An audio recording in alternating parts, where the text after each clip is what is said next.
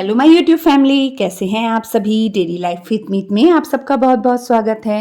ये है वेडनेसडे की मॉर्निंग का टाइम और बस मैं यहाँ बनाने लगी थी। जो दोपहर का खाना है वो मैंने तैयार करना था। तो मैं खाने में बना रही थी राजमा और स्प्रिंग अनियन की सब्ज़ी बना रही थी। तो बस यहाँ पर ना मैंने जो राजमा था ना उसके तड़के की सारी तैयारी कर ली थी। अदरक लहसुन की पेस्ट बना ली थी, प्याज भी हल्के से उसी में पीस लिए थे, मिर्ची भी पीस ली थी। कढ़ाई में थोड़ा सा तेल ले लिया है, थोड़ा सा नमक डाल देंगे। इससे क्या होता है, नमक डालने से ना जो मसाला है वो तली पर नहीं चिपकता है। तो बस वो डालने के बाद मैंने जो अदरक लहसुन और प्याज की पेस्ट थी मिर्ची वाली वो पीस भून ली है और उसके बाद टमाटर डाल दिए हैं और जो अपने रोज़ के अपन के जो रेगुलर मसाले होते हैं, नमक मिर्च हल्दी गरम मसाला, वो सब डाल दिया है और अच्छा सा मिक्स कर दूंगी। जब मसाला भून गया तो मैंने जो राजमा थे ना वो पहले से बॉईल करके रखे थे, उसमें थोड़ा सा नमक और थोड़ी सी हल्दी डाली थी, तो वो इसमें मैंने डाल दिए हैं। तो बस अब मेरा जो राजमा था वो बनकर तैयार हो गया है। अब एक तरफ मैं स्प्रिंग अनियन की सब्ज़ी बनाने लगी। तो तेल ले लिया था मैंने कढ़ाई में, आलू को कट कर लिया था थोड़ा मोटे साइज़ में, एकदम मोटा भी नहीं और एकदम बारीक भी नहीं। और उसके बाद पहले आलू को मैं थोड़ा सा पका लूँगी, जिससे क्या है ना, आलू स्प्रिंग अनियन जो होते हैं वो जल्दी पक जाते हैं और आलू जो होता है उसको पकने में थोड़ा टाइम लगता है। तो जब आलू अच्छे से पक गए ना, फिर मैंने इसमें टमाटर डाल दिया था कट करके और टमाटर के भूनते में ही मैंने इसमें सारे मसाले जो मैंने डालने थे, नमक मिर्च हल्दी गरम मसाला वगैरह, तो वो मैं इसमें डाल दूँगी और साथ में स्प्रिंग अनियन डाल दूँगी। और ये सब्ज़ी ना बहुत जल्दी बनकर तैयार हो जाती है और बहुत टेस्टी भी लगती है। और वैसे भी सीज़नल अपन को हरी सब्जियां ज़रूर खानी चाहिए, वो हमारी सेहत के लिए बहुत अच्छी होती हैं। तो बस इस तरीके से सिंपल तरीके से मैंने सब्ज़ी बना ली है और इसके बाद मैं गूंदने लगी थी दोपहर के लिए आटा, खाना बनाने के लिए दोपहर के। तो बस अब यहाँ पे खाना भी एक तरफ तैयार हो ही चला था और एक तरफ मैंने राइस भी चढ़ा दिए थे। अब बस आटा गूंदूंगी और साथ में ही लगे हाथ में मैं रोटियां भी बना लूँगी।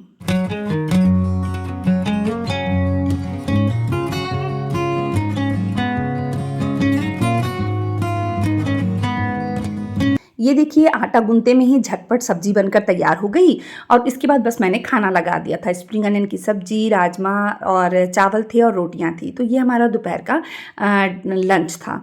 इसके बाद मैंने जो कपड़े वगैरह सुबह घुमा के रखे थे ना, बस वो मैं उन्हें सूखने डालने के लिए आई थी। यानी खाना वाना बनाने के बाद फिर मैं नहा चुकी थी और नहाने के बाद ही फिर मैं यहाँ पे कपड़े सूखने डालने लगी हूँ। तो बस यहाँ कपड़े वगैरह सूखने डालूंगी और कोको देखिए कितनी मस्ती कर रहा है अपने टॉय के साथ में, सारा दिन खेलता रहता है ऐसी दौड़ दौड़ के। और वैसे भी ना जब मैं बाहर निकलती हूँ या वो अंदर आता है ना, तो मेरे को देख के उसको कुछ ज़्यादा ही मस्ती चढ़ती है कि मेरे साथ मम्मा भी थोड़ी देर खेल ले। पर इस टाइम पे मेरे पास ज़्यादा समय नहीं था और मुझे ये था कि मैं फटाफट अपने काम निपटाऊँ। और वैसे भी जब काम बहुत ज़्यादा होता है ना, तो अपन यही सोचते हैं कि पहले हम अपने काम निपटा लें, उसके बाद ही हम दूसरी किसी चीज़ के लिए टाइम निकालें।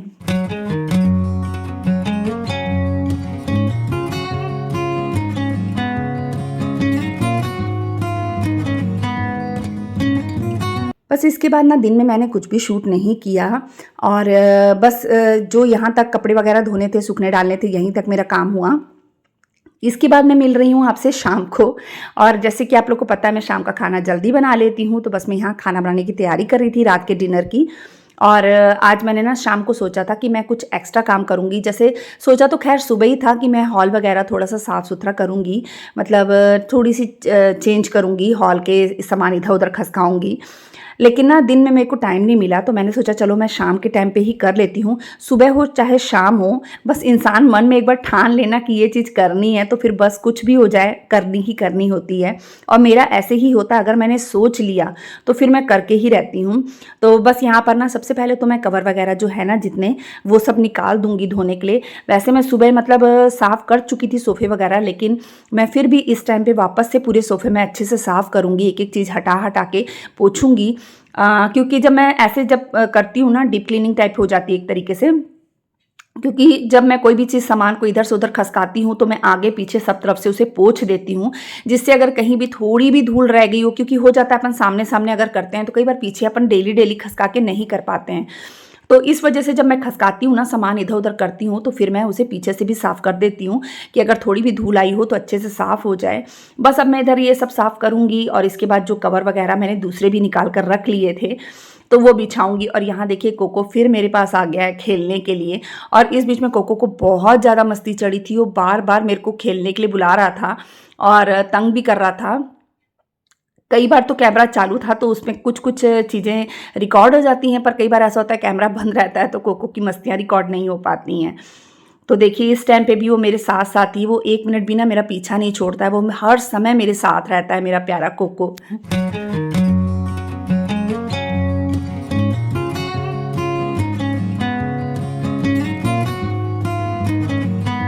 वैसे भी ना जब से दिवाली निकली है तो दिवाली के समय जो मैंने सेटिंग की थी तो वैसे ही पड़ा था।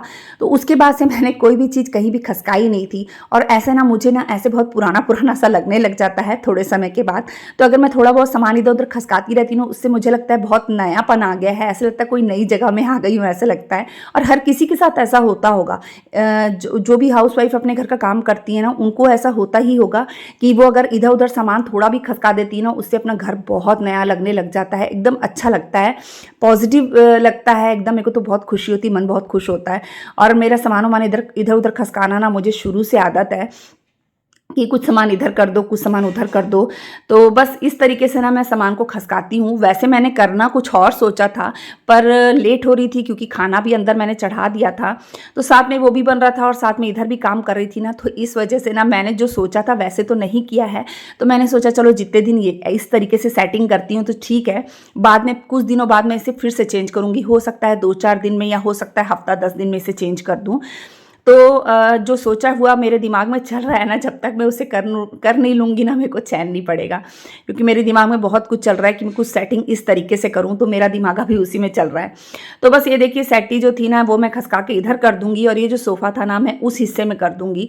तो भले हम छोटा-सा ही एक चेंज कर रही हूँ मैं, ज़्यादा चेंज नहीं कर रही हूँ, पर इसी से घर बहुत अलग लगने लग जाता है और अच्छा लगता है।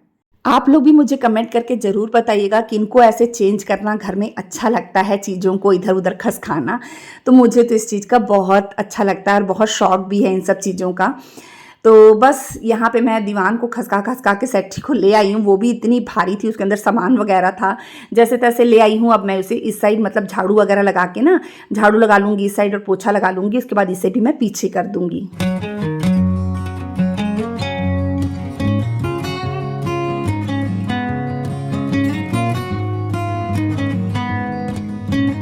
रमन शरण की क्लास चल रही थी इसलिए बच्चे हेल्प करने के लिए नहीं आए और रमन को तो पता भी नहीं था कि मैं हॉल की सेटिंग चेंज कर रही हूँ।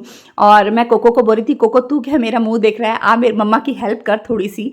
और बस यहाँ पे मैं फिर इस तरीके से मैं कुछ सेट कर रही हूँ। इसके बाद ना जो इसके गद्दे वगैरह थे, इसकी चादर थी, वो सब मैंने बिछा ली थी और यहाँ पर ना मैंने ऐसे कुशन रखे थे और बीच में ना इसे रखा था मिकी माउस को, लेकिन मुझे ना कुछ जम नहीं रहा था। इसके बाद मैंने सोचा चलो मैं बाद में देखती हूँ इसे, जब तक मैंने बाकी सोफ़ों में जो रखने के थे कुशन वगैरह वो सेट कर दिए थे। और इसके बाद मुझे जब नहीं जमा तो फिर मेरे से रहा नहीं जाता है, अगर मेरे को कोई चीज़ अगर खटकती ना कि हाँ ये चीज़ यहाँ अच्छी नहीं लग रही है तो बस मैंने वो चीज़ चेंज करनी है। कई बार होता है कि घर में बोलेंगे अरे ये चीज़ यहाँ अच्छी नहीं लगी, अगर मेरे को अच्छी लग रही है तो फिर मैं वहाँ से नहीं हटाने वाली, चाहे जो हो जाए। और अगर मेरे को कोई चीज़ अच्छी नहीं लग रही है तो मैं उसे वहाँ रखने नहीं दूंगी वाला हिसाब है। तो ये देखिए यहाँ पे मैंने ना बीच में पिलो रख दिया था, उस हिसाब से सेट किया, तब जाके मुझे लगा नहीं अब अच्छा लग रहा है।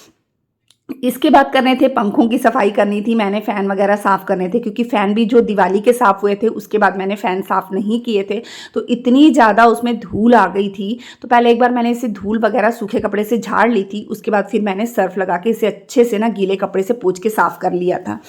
तो ऐसे ही होता है, अपन कुछ सोचें तो एक बार में तो कर नहीं सकते, थोड़ा-थोड़ा करके करने से ही होता है। तो काफ़ी दिनों से सोचने के बाद जाकर अब मतलब मैंने ये काम किया है। और मैंने हॉल के जो 3 फ़ैन थे ना, तीनों फ़ैन मैंने अच्छे से साफ़ कर लिए। उसके बाद मैं लगाने लगी थी झाड़ू, क्योंकि जो कचरा था ना फ़ैन का, देखिए नीचे कितना सारा कचरा गिर गया है फ़ैन का। तो बस अब ये झाड़ू लगा के इसे हटाऊँगी और इसके बाद फिर मैं पूरे हॉल में ना मैंने पोछा भी लगा लिया था। बाकी तो सुबह झाड़ू पोछा पूरे घर में हो ही गया था। असल में क्या होता है, मैं शाम के समय भी झाड़ू पोछा करती हूँ, तो इसीलिए मैंने सोचा कि मैं शाम को ही क्लीनिंग कर लेती हूँ, झाड़ू पोछा तो मैंने वैसे भी करना ही है। तो बस इसके करने के बाद में मैंने पूरा हॉल पूरा सेट कर लिया, हॉल अच्छे से साफ़ सुथरा हो गया। उसके बाद फिर मैंने रहरास सब्जी का पार्ट भी लगा दिया था और खाना भी मेरा पूरा रेडी हो चुका था।